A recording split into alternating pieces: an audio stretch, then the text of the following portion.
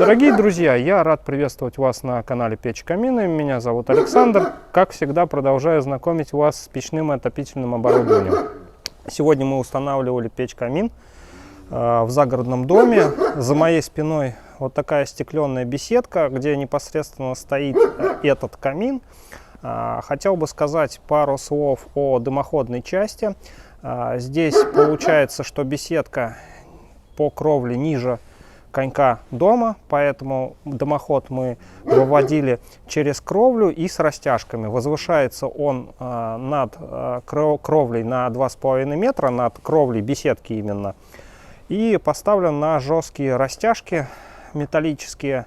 Дымоход от компании TIS, называется он Black. Теплов и Сухов — это тот производитель, с которым приятно достаточно работать. Также по качеству, на мой взгляд, сопоставим с такими брендами, как Шидель, Перметр или там другие ведущие российские производители. Ну, к примеру, Ferrum Craft. Вот.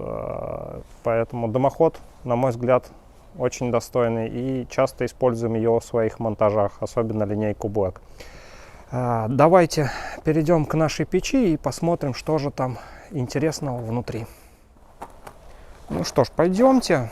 Вот такая вот беседочка остекленная, со всех сторон она. Интересно очень смотрится. Дымоход чуть поближе вам покажу. Сейчас все в процессе. Ну, беседка еще отделывается. Потолок не до конца закончен, только наполовину. Но в принципе, я думаю, вы сильно не расстроитесь и не обидитесь. Итак, вот наша печка с вами. Выход дымохода через потолок идет. Сейчас печь обгорает. Мы вот вторую закладку сделали. По дровам дровишки горят. Но горят так достаточно умеренно, аккуратно. Вот, собственно говоря, сама печь, потолочная разделка. Здесь выводили дымоход через кровлю, использовали плиты силикат кальция и керамическое волокно. Это белая такая тряпка. Разделка идет 500 на 500 сама. Это квадрат. Сама разделка 400 на 400, там в несколько слоев керамоволокно и силикат кальция, поэтому все безопасно и хорошо. Друзья, хочу обратить ваше внимание на габариты. Вот она такая приземистая, красивенькая получается. На кожухе идет орнамент. Кожух этот вместе с печью поставляется именно как единое целое. Ну, кожух потом само собой одевается в процессе монтажа, так он отдельно идет. Но стоит все как единое целое. Значит, смотрите, печку мы отодвинули, потому что здесь стеклопакеты идут. Значит, здесь самой ближней части у нас около 50 сантиметров до стекол, потому что часто так бывает, что когда близко ставят такого формата печь-камина, стекла могут лопнуть или треснуть стеклопакеты, особенно зимой. Эта болячка происходит. Ну а здесь вот будет стоять дровничка.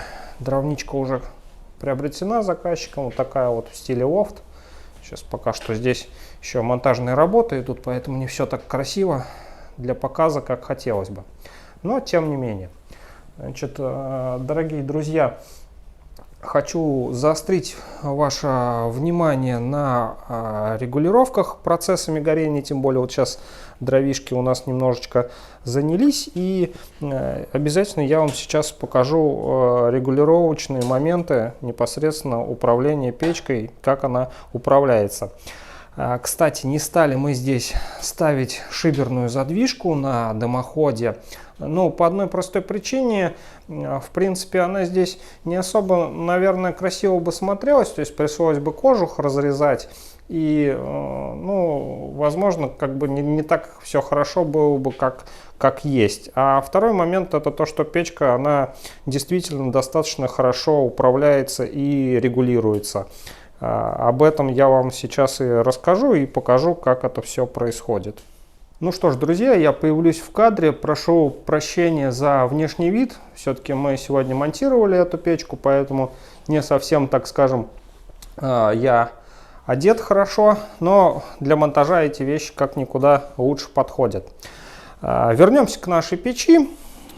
Печка в черном цвете, есть у нее модификация еще в сером цвете, но так как мы постарались, в общем-то, совместить конструкцию черного дымохода и черной печи, это весьма органично смотрится. Давайте посмотрим на нашу печку поближе и попрошу оператора подойти чуть-чуть поближе. Сейчас мы с вами посмотрим, как она регулируется и из чего она состоит.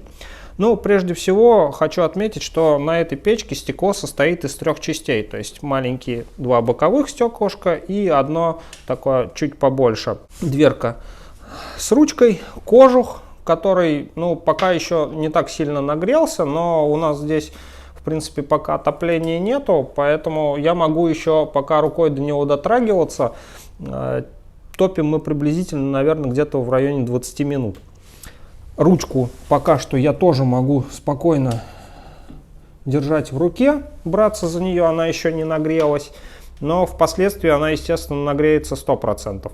Внизу у этой печи есть регулировка, она отвечает за подачу воздуха под колосник, то есть это колосниковая печка, где воздух приходит под нее. Значит, здесь производитель сделал плюс и минус, соответственно, на плюс это интенсивное горение, минус это режим медленного горения. Сейчас давайте попробуем перевести ее в медленное горение, посмотрим, как она среагирует у нас. Воздух в топливной камере сейчас медленно выгорает, поэтому горение, как вы можете заметить, ну, замедляется. Она перейдет в режим такого, ну, не тления, а вот именно медленного горения. Здесь печь не супер герметичная, но она и не стоит 100-150 тысяч рублей, поэтому весьма такой лояльный ценник на 2024 год на эту модель, что она, в общем-то, за эти деньги достаточно достойно регулируется. И при этом на режиме медленного горения стекло практически не коптится, но это исключительно из-за того, что правильно заложены дрова, и дрова не сыроватые. А мы используем здесь именно хорошие дровишки, дубовые, сухие. Давайте активизируем процесс горения. Вот она у нас практически потухла.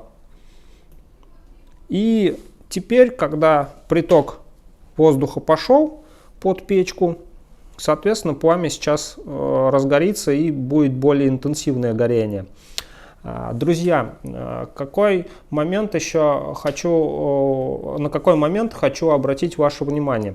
Значит, у этой печи есть возможность подключить воздух для горения извне. Давайте посмотрим. Вот сейчас обойдем печку, я вам покажу этот момент. Если сзади вот обойти ее, посмотреть, то здесь на печи есть технологическое отверстие для того, чтобы подключить воздух извне. В данном объекте мы не стали это использовать, потому что это беседка, такой вариант. Здесь и воздуха много достаточно в помещении, и печь не супер мощная, поэтому откуда-то приводить воздух мы не стали, она будет брать воздух из этого помещения. Следующий момент технического формата – это подключение самого дымохода.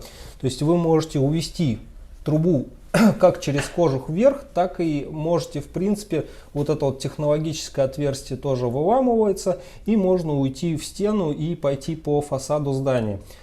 При этом дымоходная часть у вас будет скрыта вот этим вот кожухом.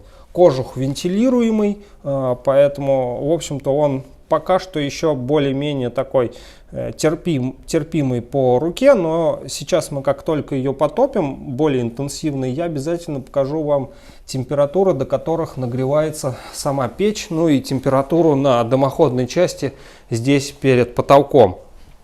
Кожух у печи двойной, то есть это основная камера и конвекционный кожух для быстрого отопления.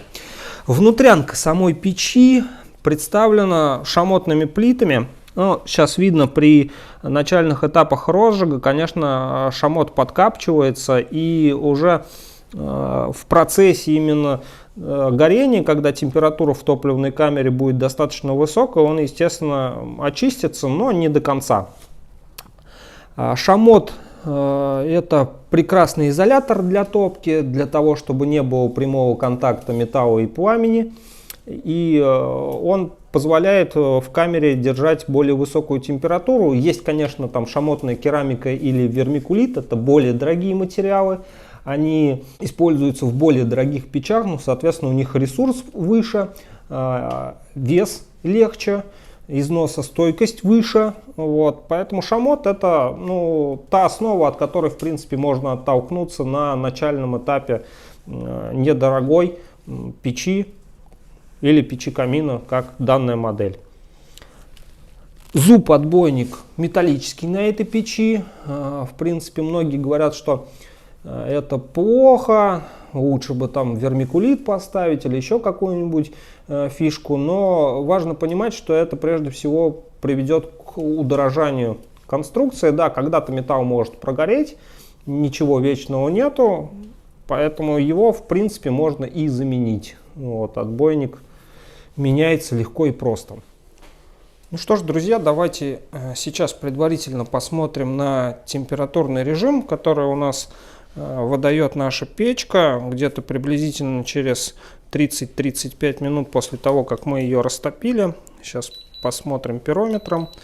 Ну вот на кожухе пока что 73, 74, 75 градусов идет.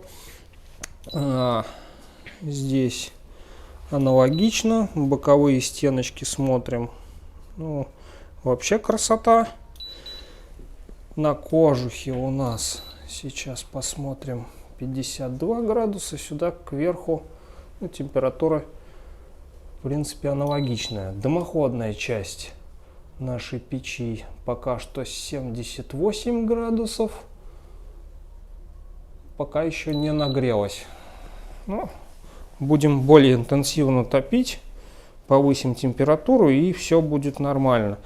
Ну, пол, так как здесь пока еще все открыто и, в общем-то, температура близка к нулю, то пол еще под печкой, в принципе, и не нагрелся. То есть вот он 13-14 градусов, это не температура. Заднюю стенку вам тоже сейчас покажу. Посмотрим. 62 градуса на задней стенке. Ну, пока что здесь еще не самая высокая температура. Ну, даже где-то сотню ловит, но это там внутри. Пока такие вот температуры выдает наша печь, то достаточно безопасно. Но, повторюсь, мы все равно выдержали расстояние до стеклопакетов. Это для, собственно говоря, комфорта заказчика и чтобы потом не было никаких вопросов по перегреву стекол.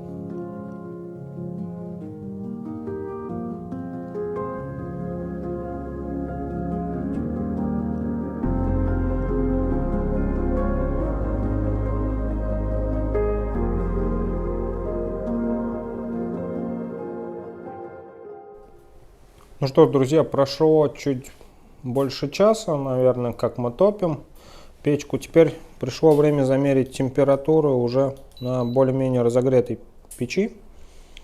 190 на верхнем кожухе, 190, 199. Значит, задняя стеночка у нас сколько показывает? 160, 170.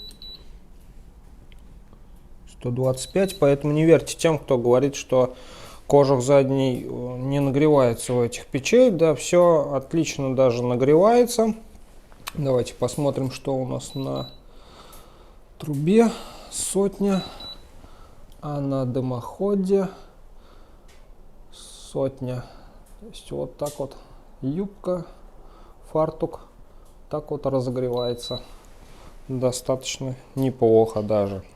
И достаточно интенсивно. На этом мы, друзья мои, завершаем наш обзор. У кого остались какие-то вопросы, обязательно пишите. Технические характеристики я все оставлю в описании под видео на эту печку. Где купить и заказать, вы, естественно, знаете. Ссылочка будет внизу. Если вам необходим монтаж, мы тоже его осуществляем. Подбор, монтаж, просчет, Все это сметируется и, соответственно, устанавливается на объекте нами же исполнителями, монтажниками, продавцами.